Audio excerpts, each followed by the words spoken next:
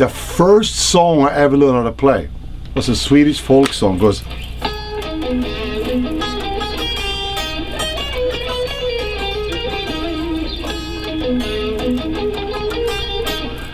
harmonic minor. So Swedish folk music is very sad. It's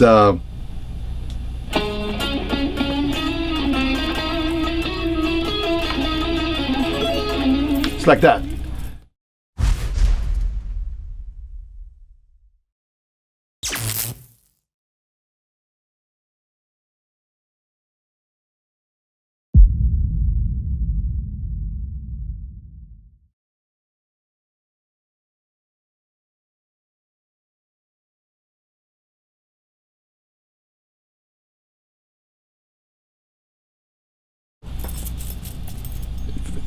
Entirely different than what I'm doing. Not even comparable, because both those guys, I love them, they're amazing. Have their guitar playing is based in this. It's based in that. They might throw in a classical, like a, or something like that. What I did was that I took the entire guitar playing technique, threw it out the window, and I applied violin technique.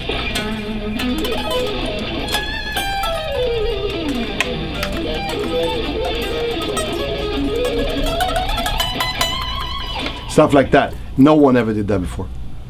Nobody. And you did. I'm sorry, but there's absolutely no link. My classical influence comes from originally hearing Genesis, wondering why do these tonalities happen that are not the standard rock and roll. And I realized it was all Bach influenced stuff, that what I liked, which is the stuff like this, and the diminished, suspended. Okay, my classical influence is 100% from Johann Sebastian Bach, Antonio Vivaldi, Niccolo Paganini, Tchaikovsky, Mozart, so on. My classical influence does not come from other guitar players. Let's make that perfectly clear. Having said that, I love Uli, I love Ritchie Blackmore, I love Billy Gibbons, I love Angus Young, Brian May. I think they're all amazing guitar players. I have a lot of respect for them. I'm not knocking them one way or the other. I'm saying my style is originating from classical violin. Vivaldi, Paganini, and the structuring of my music is very influenced by Johann Sebastian Bach. Not by somebody that is influenced by Johann Sebastian Bach, no, but Johann Sebastian Bach. And it's very, very, very big difference. And you started very young. Immediately at 9 or 10 years old. Yes.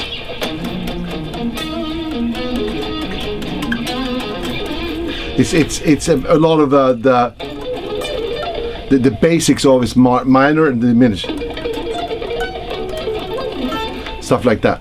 And what that comes from is the tonality of blues is beautiful. I love it. But it's 5 notes. Okay? In the chromatic octave you have 12, but you can't play that because it sounds like that, which is cool sometimes maybe. But you can choose majors and minors and so on. The tonality of rock and roll I felt was extremely limited to the 5 notes. Having said that, I love AC/DC. I love AC/DC. I love all of simplistic rock and roll bands. I think they're amazing. I'm just saying what I wanted to do. I wanted to apply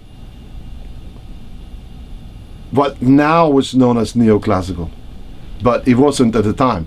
I have a cassette tape from 1978. 1978. It's called Powerhouse. Heavy symphonic metal rock, I called it. Okay, so let's make that perfectly clear.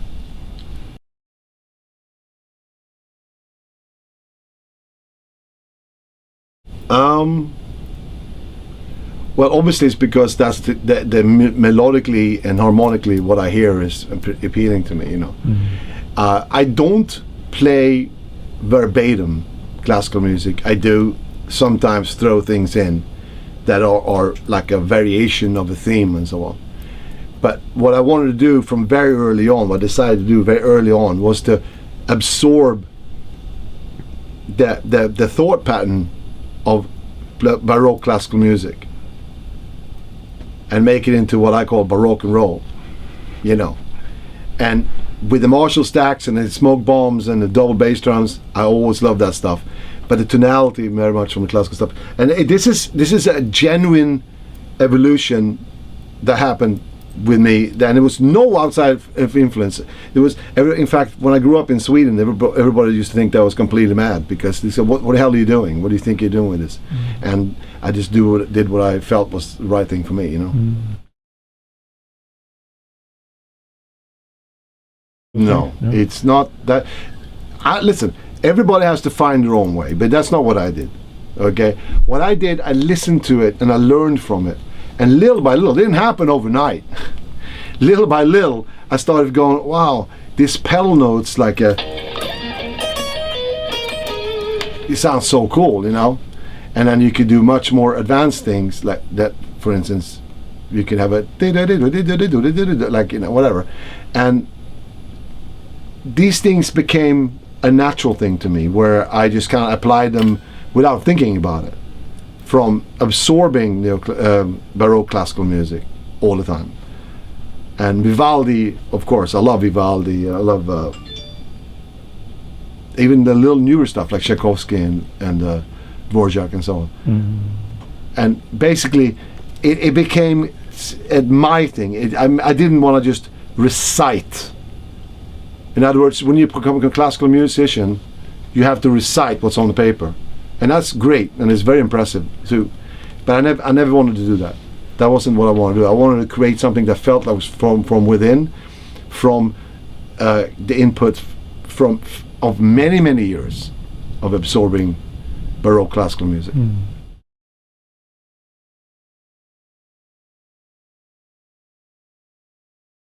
I think, I don't know if it was him. I heard him play later on. It was this was in 1976, I think. So I don't know if he was in around then. It could even have been Itzhak Perlman, as far as I know, because I didn't, you know. But he's one of the greatest, if not the greatest, violinist ever lived, you know, as far as I'm concerned.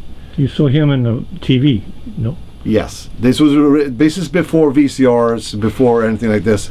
So I saw this program, and then they had like one channel on TV, you know, and so whatever was on, you had to watch it. And there was this classical violinist playing solo violin. I was going, what the hell is this? So I recorded it with one of these boom boxes. At the end, they said it was Nicola Paganini's 24 Capricious. Oh, you're using that, you know, on this record too, so. Yes, that's the 24th, but there was also 5 and 16 and so on, which I love, you know.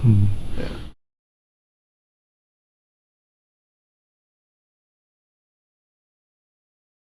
Yeah, short title, so catchy.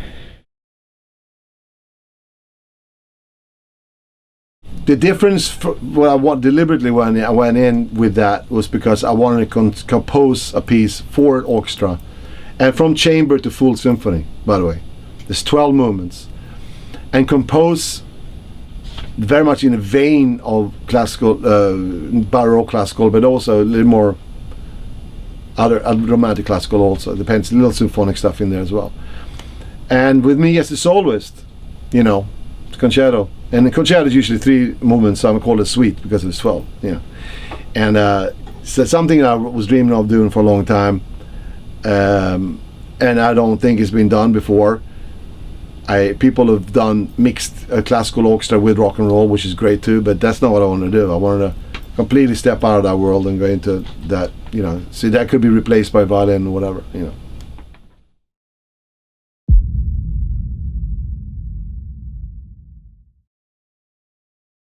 So I'm going to talk a little bit about the guitars I used on Parabellum album, and the main solos and stuff like that, electric guitar parts, were done on this one, which is called number 7,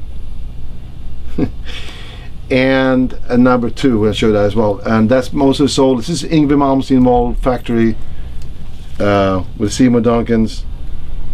It's an amazing guitar. Yes. So this is my other main guitar. This is actually one of my main guitars for on stage as well. It's number 2, and it has a number 2 in the back here. There. I have also my design Seymour Duncan pickup, YGM Fury, and these 3 pickups are actually not the same. They're designed to sound optimal where they actually sit under the string. So obviously that one's a little brighter, and this, you have the middle one, which I don't really use, but there's special sound also. You put them together, you get the like Hendrixy tone. So it's really cool. So out of here, the guitar, it goes into a Fender overdrive pedal that's designed by me also. Then to a Roland Boss noise gate, and from that goes into the Yngwie Malmsteen model Marshall head. So it's all my stuff, and that's mic'd up with a Lewitt microphone, dynamic microphone. That goes into this Neve here, and then into a Summit Audio tube leveling compressor, TLA 100A, and 1176 compressor. Into Universal Audio and into the computer. So that's how this sounds. So it's very, so also my vocals are done with a tube microphone, the tube vocal mic. So it's very important for me to get like the warmth of the tubes into the recording. Here's a crazy guitar I used only for like one part. It's a 50s from 1950s sometime, but I had it rewired. It's not scalloped either. It's crazy. I had it rewired, so this pickup and this pickup is out of phase. So if you put it in the middle here, instead of these two, it's these two here and out of phase. So you get this crazy, really strange sound. It's not scalloped, so it's a horrible guitar, but 1955 I think it is.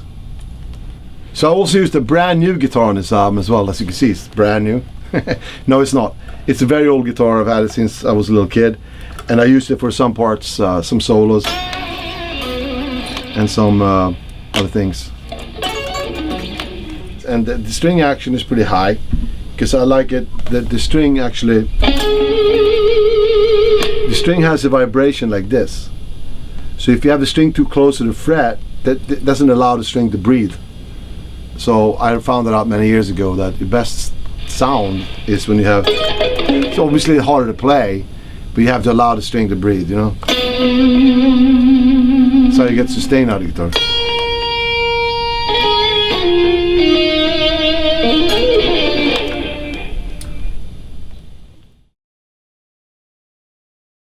Oh, gauges. This is a Yngwie Malmsteen Fender strings. 8 to 48. I don't know the exact middle ones. I think it's 16, 24. I'm not sure. But you guys can find out. It's Malmsteen Fender strings.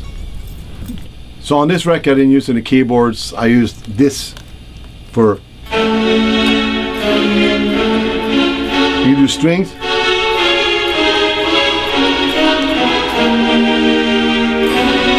Or choirs.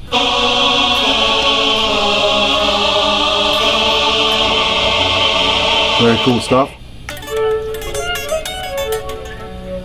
Flutes, etc. All the acoustic parts were done on this Yngwie Malmsteen Ovation guitar. Nylon classical. Very nice. This is a crazy one I use for a couple of things. It's called a sitar guitar.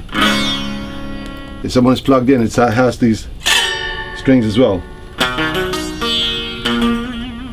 Used on a couple tracks. Cool. I also played the bass on the record. I used mainly this bass. I love this one. Fender Jazz.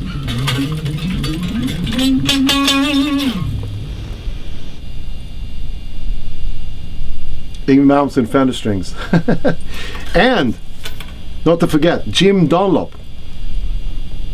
Jim Dunlop 1.5 millimeter, the best pick ever. And Jim Dunlop frets, and Jim Dunlop locking strap locks, and Jim Dunlop wow pedals. So well, I got a lot of good friends out there that make me very good stuff. So this is the Lewitt 940 that has a tube and a MOSFET, and it's amazing. It's got the most amazing sound. If you look over here, this is the preamp. You can mix how much you want, tube or MOSFET. It's crazy. Lewitt. As you can see, there's a lot of Marshall heads up here in the control room, but the one I used for almost anything, I think pretty much the whole album, is the one that's lit here. And it's made to look just like the old ones, but it's actually my model, the YGM 100, that Marshall gracefully made for me. And it's a 1959 Super Lead based on that basically, but you can actually switch it from 50 to 100, 2 tubes or 4 tubes, you know. And it has built-in, if you want to have it, gate and overdrive and a little bit of reverb, which I don't use any of those things, but they're there. And it also has a built-in power break, like a power soak behind the amp itself, that you can actually turn it down, which I don't use either, but it is all there. It's amazing. As you can see, there's a lot of Marshalls here. If you look at an old Marshall, it says JMP right here. It means Jim Marshall Products. Look closely at this one. What's it say here? Can you see what it says? YJM.